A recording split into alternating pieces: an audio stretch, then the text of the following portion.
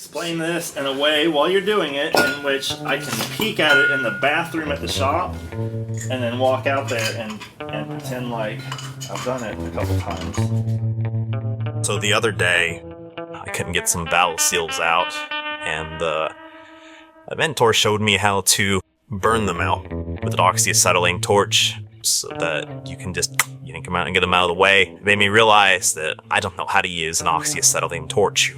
So the next time that he tells me those are stuck, do what I showed you last time. I'm not gonna know how to use it, and I'm gonna look stupid. So I've asked Dad to show me how the oxyacetylene torch works so I can practice and look like a real man. So here you go, in case you're in the same boat as me and you don't know how.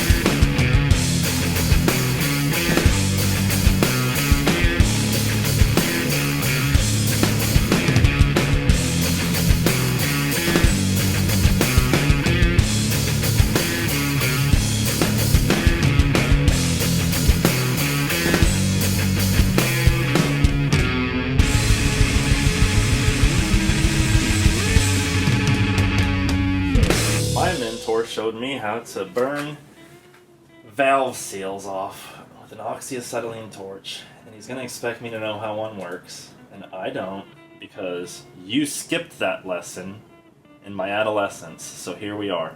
Just because you were never there to learn. Oh, because I was an absentee son? Because you were too busy protesting what I was doing.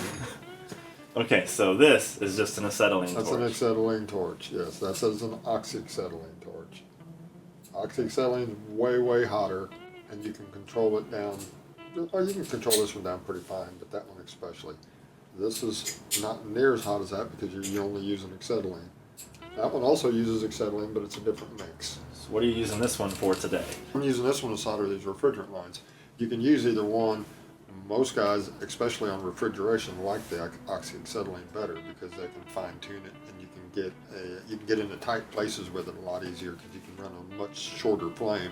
This right here, you got to have a pretty good area, or you're going to catch everything on fire. What is this? This is a refrigeration unit out of a 1960s ventilator or something like that, Pepsi machine. We were converting it, putting a compressor in it, and we're converting it over to a 134A system because the compressor went bad, and it's an old R12 system. I just bumped your hideous air compressor. It doesn't matter. Unplug the hose, it'll shut up. Oh. Do you need it You anymore? can turn it off, but just unplug the hose and it'll shut up.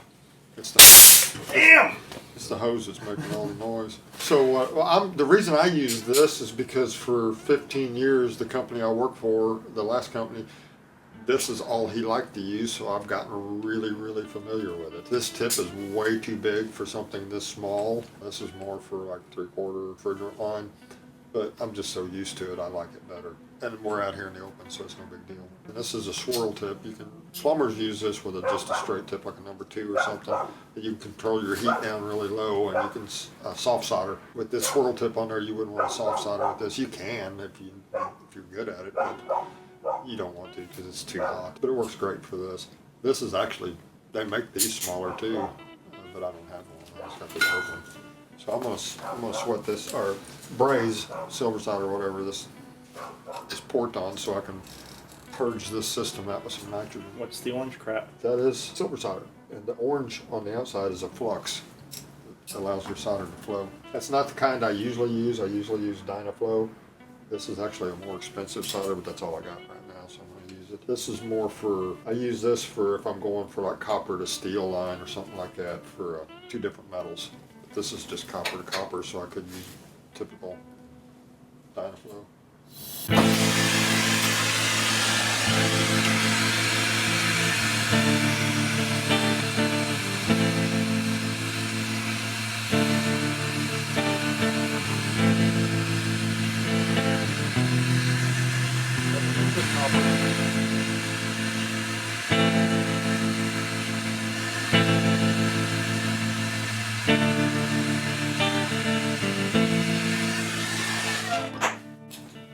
I don't even care if it leaks there because all I'm doing is going to purge the line.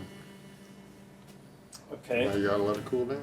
Now, explain this in a way while you're doing it in which I can peek at it in the bathroom at the shop and then walk out there and pretend like I've done it a couple times. Acetylene, you just got to turn it on a little ways. Oxygen, you really need to turn it on all the way. This is a small version of the torch. Okay, I've got 4 gauges. My Navy experience tells me I need 1, maybe 2 of them. Which one do I need? One of them tells you how much pressure is in the tank, and the other one tells you how much pressure you're actually using by closing this down and up.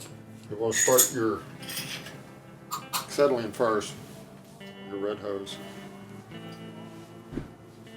How many Your knobs? your acetylene is your smaller tank. Just it's 2 always going knobs? to be your smaller tank. Well, unless you got a cutting tip on there, then you're going to have 3. Okay. If you got a cutting tip on here, which I don't have on here, you would turn the oxygen on and just leave it on down here. Turn your acetylene on here and adjust your oxygen up here. Just not even use this one, just have it wide open. But I'm going to turn the acetylene on. Hopefully it's not knee deep.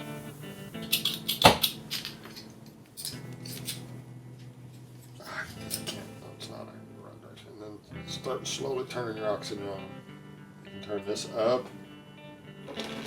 There. Turn this down. Up. This up. You just gotta go back and forth. See, I'm making it higher. That's probably what he was using. Something like that. Yeah. So look at the tip on there. That's what he did. I don't know where he sets his at. You need to pay attention to where he sets it. I don't know how to use it because you can change it and you can adjust it down lower. Like if I was soldering this line down there, So that the quieter is less hot. it's less heat, right? If I was soldering this down here, like I just did with this, if I was using it with this one, I would use it more like this. Yeah, because he would go up and down and up and down. See this? See how easy that is, and how? Remember the other one had the big giant flame, Mm-hmm. and this one. That's why I said a lot of refrigeration guys like this, because they're dealing. A lot of them are dealing with smaller lines. And these, see, I got a little pinhole down there, but I don't care. See how fast that heated it up compared to the other one? Yeah. Right, and the other one was a big flame, so if you're in a tight spot, you can't really use it. Well, you can. But You just got used to doing portraits with a crayon.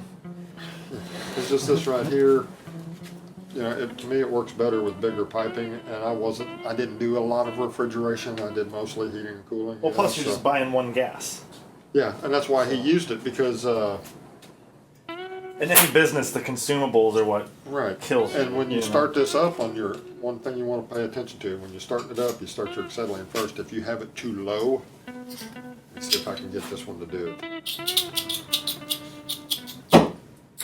Watch, look at all the floaties floating around whenever you get it down low.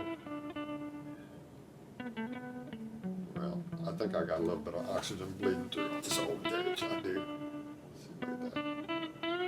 This old torch. See all the floaties floating around here? Yeah, it's actually getting stuck to your hand. Yeah. Right.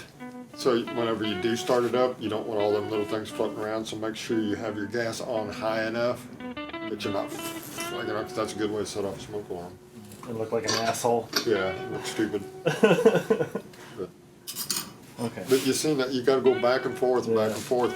Do your acetylene first, then add your oxygen, and then either take them up or down and go just back and forth. That's the way I do it anyway. Nobody's ever showed me. That's the way I do That's the it. same thing he did, but Just go back and forth until you either go up. See, you still got floaties floating around. floating around.